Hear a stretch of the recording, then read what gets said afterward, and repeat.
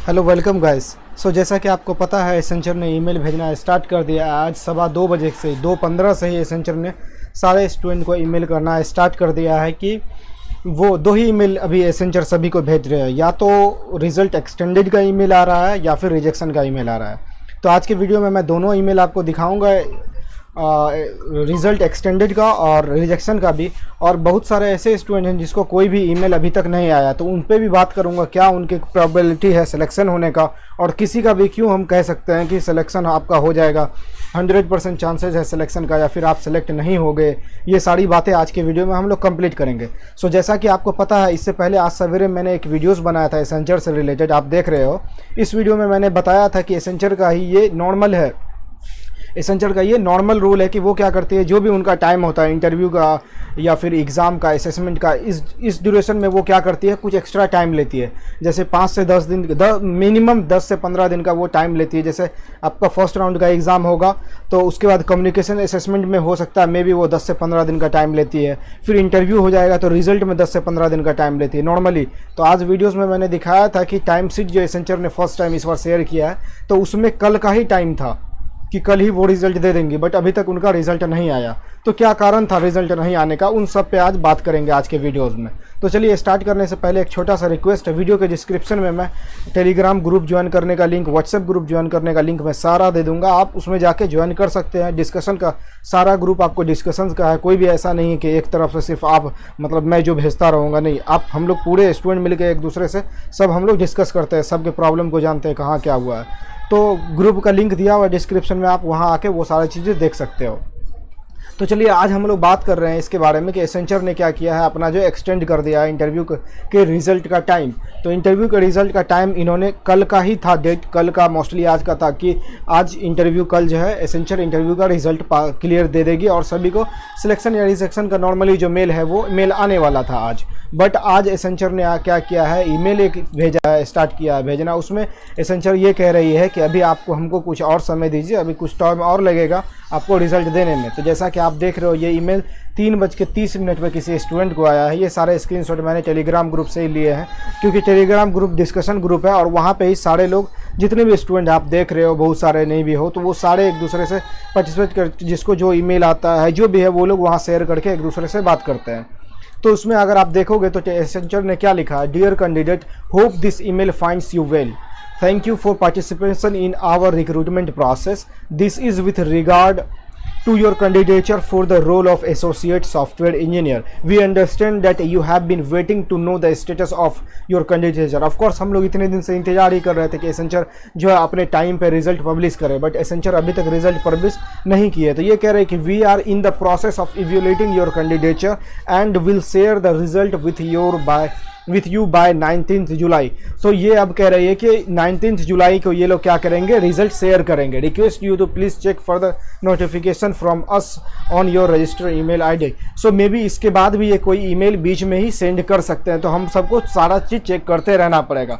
बाकी जो प्रोसेस है इनका अपने डिस्क्रिप्शन दिए हुए हैं। तो आप ये देखो कि क्लियर इस ईमेल से आपको पता चल रहा है कि कल जो रिजल्ट आने वाला था, कल और आज में जो एसेंचर का सेकेंड फेज का रिजल्ट आने वाला था, वो अब अभी नहीं आ रहा है आपको। ये अब 19 तारीख को चला गया है, ये 19 तारीख को अब ये रिजल्ट शेयर करेंगे। तो इसके पीछे का कारण क्या हो सकता है, इसके पीछे का कारण ये हो सकता है कि ऑनलाइन असेसमेंट जो हम लोग दे रहे हैं, ये ऑनलाइन असेसमेंट जो हम लोग दिए हैं, तो ऑनलाइन असेसमेंट में बहुत ज़्यादा स्टूडेंट का स्कोर अच्छा आया। स्कोर अच्छा आया इट मीन्स कि नॉर्मली जब ऑनलाइन असेसमेंट में आपको भी पता है कि बहुत ज़्यादा स्टूडेंट का रिजल्ट अच्छा आता है नॉर्मली, तो क्या रीज़न है, आप समझदार है, आप खुद जानते हैं।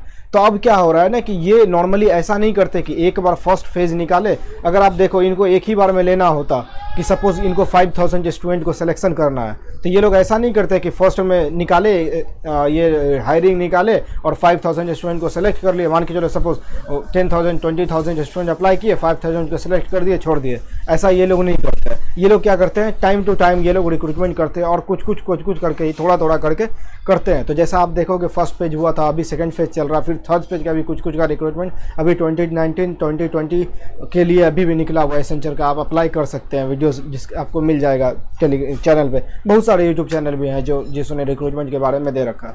तो अब क्या इसका माजरा क्या है कि ये लोग क्यों ऐसा करते हैं कि एक्चुअली हो क्या रहा है ना कि पहले क्या होता था, जब इन कैंपस ड्राइव आती थी कॉलेज, तो कॉलेज किसी भी एक कॉलेज एसेंचर गई, वहाँ इनका एग्ज़ाम होता था, तो नॉर्मली कॉलेज में 700-800 स्टूडेंट बैठे, जैसे लवली पहुँची थी, लवलीज में 1200 स्टूडेंट 1700 स्टूडेंट एक बार बैठते थे, तो सारे स्टूडेंट बैठे, तो वहाँ क्या होता था, वहाँ पे ही ये लोग फर्स्ट राउंड में क्लियर कट कर लेते थे कि भैया इस कॉलेज से, वो लोग इन लोगों का क्राइटेरिया फिक्स रहता था कि इस कॉलेज से हमको 200 लेना है, 300 लेना है, तो उस हिसाब से ये लोग जो है 200-300 लेना है, तो ये लोग क्या करते थे, फर्स्ट राउंड में स्कोर कट ऑफ रख लेते थे कि चलो मान के चलो 200 का एग्जाम हुआ है तो कट ऑफ हम रख लिए हैं 150, जितने स्टूडेंट लाएंगे सबको इंटरव्यू के लिए पास कर लिए। तो ऐसा क्या होता था इसमें, ये लोग कि 500 अगर मान के चलो स्टूडेंट अप्लाई किए बैठे हैं इस एग्ज़ाम में, मान के चलो 1500 एग्ज़ाम में बैठे हैं, तो इनको लेना है मान के लिए 500 या 250 स्टूडेंट ही लेना है, तो ये लोग क्या करते थे, उसके डबल के एवरेज में टेक्निकल राउंड के लिए ये लोग सेलेक्ट कर लेते थे स्टूडेंट को, फिर वहाँ से निकाल लेते थे। बट उस एवरेज में अगर देखोगे आप,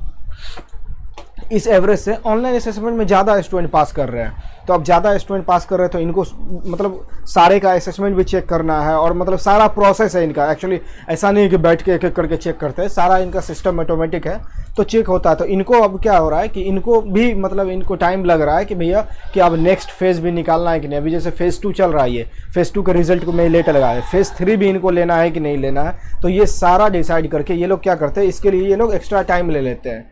तो अब ये एक्स्ट्रा टाइम इन्होंने 19 जुलाई का लिया है, तो अब 19 जुलाई को हम लोग देखते हैं कि ये रिज़ल्ट जो भेजते हैं तो रिज़ल्ट में क्या एवरेज रहता है। इससे पहले जो रिज़ल्ट आया था फेज़ 1 का, आपको अच्छे से पता होगा, अगर आपके सीनियर्स पार्टिसिपेट किए होंगे एग्ज़ाम में या फिर और कोई भी ऐसे पार्टिसिपेट किए होंगे, तो आपको अच्छे से पता होगा कि इनका सिलेक्शन, इंटरव्यू में सिलेक्शन का जो रेशियो था इनका 70-30 था, मतलब 70% स्टूडेंट को इंटरव्यू में ये लोग सेलेक्ट कर रहे थे, 30% को ही रिजेक्शन का मेल आया था। तो अब इस बार हम लोग देखते हैं फेज़ 2 के रिज़ल्ट का क्या रेशियो रहता है। तो ये तो आपको हो गया कि जिसको वेटिंग का ईमेल आया है कि चलो नेक्स्ट अब लोग हम देखेंगे नेक्स्ट के लिए, बाकी और सब भी ईमेल है तो हम वो ईमेल हम लोग देख लेते हैं। तो जैसे आप एक ईमेल मेरे को और ये टेलीग्राम ग्रुप में ही मिला है, ये ईमेल देखोगे तो ये ईमेल भी 9 जून को आज ही 4:17 में 4:17 पे आया है। तो इस ईमेल का बॉडी आप देखोगे, सब्जेक्ट ही अलग है, update on your interview and candidate status. अब इसमें इन्होंने क्या कह रखा है कि नाम था, thank you for your interest in pursuing a career with Accenture. We regret to inform you that the based on your overall performance in our recruitment process, we will not be able to process with your candidature. तो बहुत सारे student को rejection का भी email आया है। तो अगर आपको कोई भी ईमेल नहीं आया है, रिजेक्शन का ईमेल नहीं आया है या फिर सिलेक्शन का भी ईमेल नहीं आया है, तो प्रॉबेबली चांसेस है कि आपको नेक्स्ट, जैसे कि इसने डिसाइड कर लिया है कि 19 जुलाई को ये लोग रिजल्ट देंगे, तो अब ये क्या हो सकता है कि आपको डिले हो सकता है, मे बी स्लॉट वाइज या फिर डिफरेंट स्लॉट वाइज।